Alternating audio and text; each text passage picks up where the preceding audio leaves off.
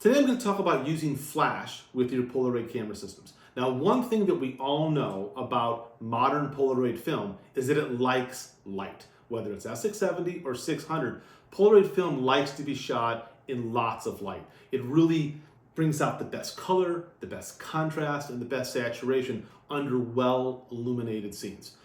That's just a fact of all modern Polaroid film. So there are times when you're going to need a flash or some other sort of light source, whether you're going to paint with light, have a secondary flash source, or have a flash on your camera to get that proper illumination. Otherwise, in long exposures, of course, you're going to have to be on a tripod or risk having an image that is out of focus because of a long handheld exposure. So let's talk about the different camera systems I have in front of me, some different options with using flash. And so let's start with the i2. I've already done an extensive videos, whole series on the i2, and I did one on the flash. But in a quick recap, the i2 has a very basic flash built in. It's good for about 8 feet or so. It's a reasonable fill flash. I do feel that it's too close to the lens and a lot of times causes unwanted reflections on my subject in glasses and stuff like that. I wish it was more off from the lens axis, but it's very simple to use. You know, it's got a single button on the back to press to turn it on. When it's not flashing, it's ready to go. You press it again to turn it off.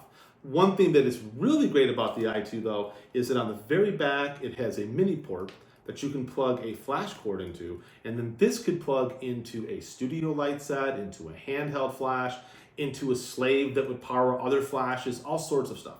So the basic flash on the camera, it's good in a pinch. I would rather have a flash off camera, once again, because I do feel that this is too close, but it's nice that it's built in. Okay, so when you start thinking about the vintage cameras, the vintage Polaroid cameras, the one that most people think about is the SX70 style, the folding camera. You know, you have the SX70, you get the Alpha 1s, you get the 680s, the 690s. You know, they all are this really elegant, beautiful folding design.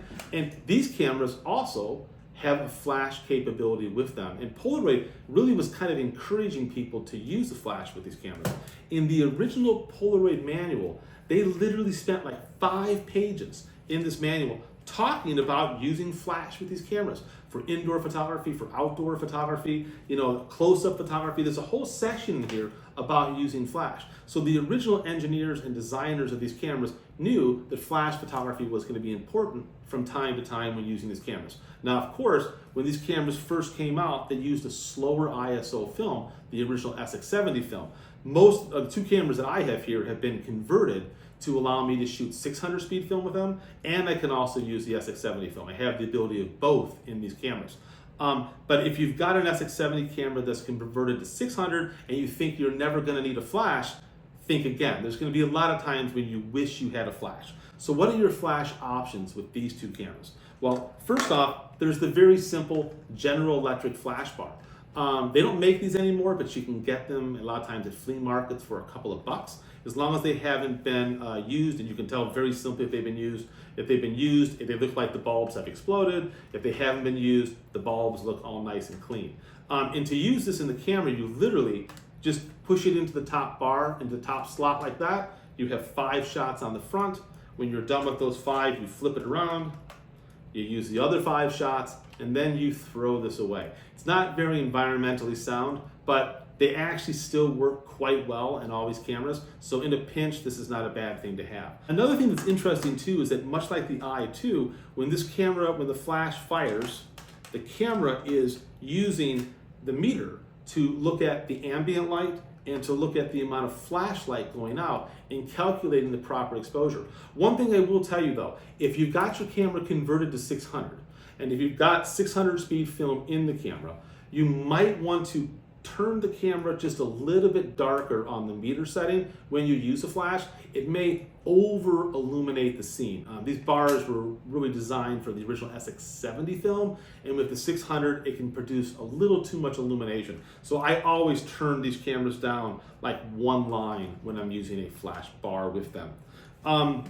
What other options do you have for flash? Well, there's a really great one by Mint. It's the Mint Flash Bar. Now, this is the Flash Bar 1. This is the original one. There's a newer version. The difference between Flash Bar 1 and Flash Bar 2, the newer one has snap-on gels. More on that. Gel filters you can put over the flash to create like a green or a red flash. I'll give you another thought on that in a minute. And the new one apparently recycles faster. What's nice about this is it has two settings on the back. You have a setting for 600 speed film, which is the first one, and you have setting for the 160 speed film, which is the full power. So depending which type of film you have loaded in your camera, this has you covered. And it's really simple to work with. It takes a long time for it to charge. Even with the Flash Bar 2 that I've seen, it's still like 7 to 10 seconds to charge, which is an eternity for a flash. But it also has a preview flash if you want. You can see how the flash fires. And I always, when I put this on or off my cameras, like to put it on the camera turned off. And then I turn it on once it's on the camera. And it has a ready light on the back. The blue light means that it's charging. Green light, which is going to take forever, means that it is ready to go. One thing that's interesting, if you think about it, because you have two power settings on this, you could say, okay, I've got 600 speed film loaded on the camera. I'm going to use it at the proper setting and just shoot. But let's say you've got a subject that's a little further away. You could put it, see now the light's green saying that it's ready. You could put it on the SX70 film setting, and the flash is going to be a more powerful output, which means it's going to go further. Now realize that everything in the foreground is going to be kind of bright, but if you're photographing something that's a little further away, that's a cool option. Or I've seen some people that are doing fashion work and they really want to bleach out a person's skin. That's another way to do it, is to just use the higher power flash. And then once again, I turn it off before I take it off the camera.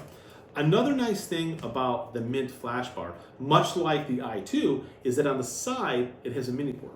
So I could take a flash cable, plug it into here, and plug this into a studio light. I could plug it into an auxiliary handheld flash unit. Just gives me a lot of options between using the flash here and then using a secondary flash with a cable.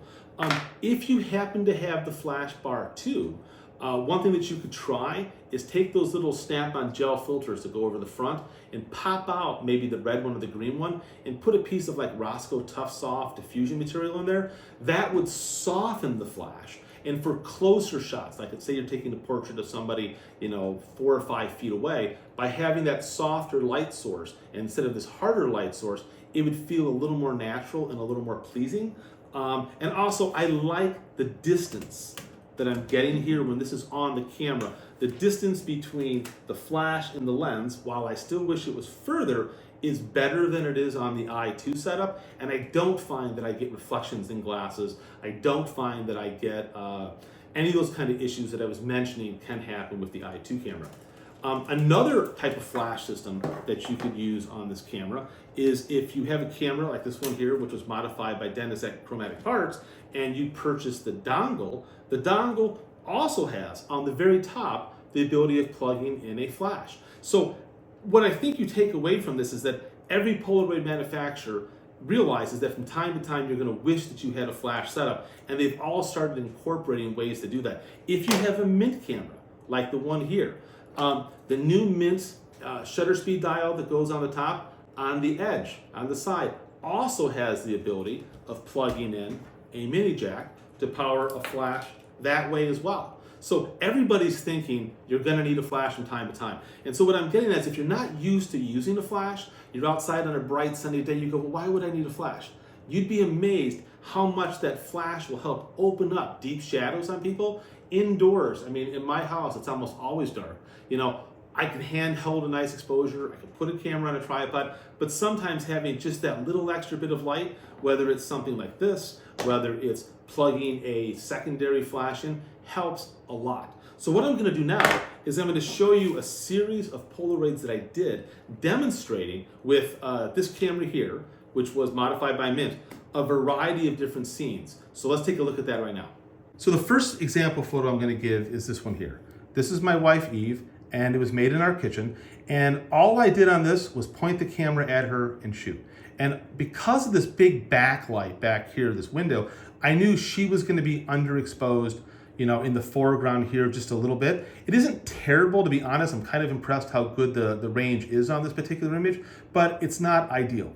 So what I decided to do was to then shoot another picture where I overexposed by about 1.5 lines on the SX70. And what you can see happened is not so great.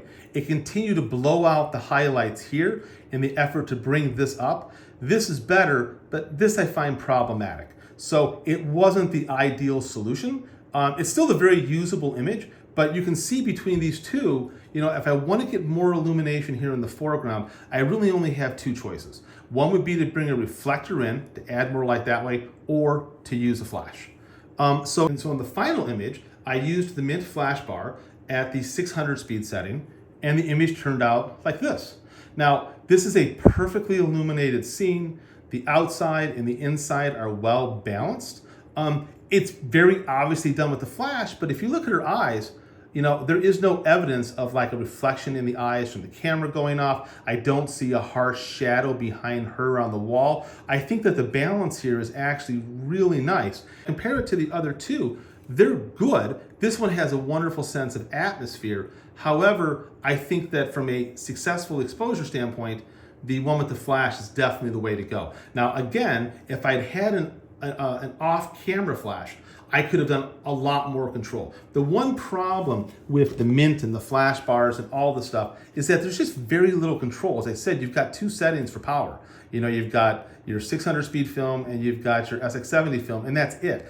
I wish it was a dial. I wish I had the ability to dial in flash in a smaller percentage, because that would give me the ability of a really well-controlled fill flash. But because I don't, I think this does illustrate just how much a flash can bring to a particular scene. So let's take a look at another test image here. Here's one that actually, I think I like the natural light one better, which is funny. Here is her once again in her living room. It's very dark. This is middle of the afternoon. And you can see the balance on her is actually quite nice. And the light illuminating outside obviously didn't blow out the window completely. This is sort of a side backlit sort of scene. And I thought that was actually fairly successful. Now, I took the Mint once again at the 600 speed power, and it produced this. She is now perfectly illuminated. There's no reflections in her. You can see in this back artwork here that there is a little bit of an indication of a flash there, and the outside came down an awful lot. So between the two, of course, I prefer the natural light one. But once again, for some cases, this would be appropriate. And it definitely produced a better overall exposure, but I like the energy and feeling of this better. This was made last night. It was kind of dark out. And this was made just with the camera in standard mode. And you can see my cat is meowing. You can see she's backlit a little bit, or the meter thinks she is, by the road back here and the lights in our tree. She's a little underexposed. I could have given it maybe, one more line of exposure and she would have been fine. And then I did one with the flash, once again, the Mint flash bar, and you can see it exposed her perfectly, but it also brought the background down a little bit. What I could do to compensate for this would be to take the picture again and lighten the camera just maybe one line on the dial. On the dial on the camera here on the front, just, maybe go like one line lighter, like to there, and then do the flash. That would have brought up the ambient exposure just a little bit and balanced her with the background better. Between these two, it's really a toss-up on what you like as a photographer. And then I thought I would show one last set of images. The first image that I'm going to show you was made with, once again, looks similar to the one from before. This was made with the Mint flash bar at the 600 setting, and you can see once again the illumination is good. There's no reflections in her glasses. You don't see a harsh shadow. The inside background everything relationship is quite good. But then I decided to take the same photo this morning, just because I had time, using the flash bar that I mentioned. And by the way, here you can see how these are still good and these have been used. And same thing on the other side. You can see these two have been used and these have not. Once again, it's just a General Electric flash bar too. And so this one was used using that flash bar. And here's how it looks.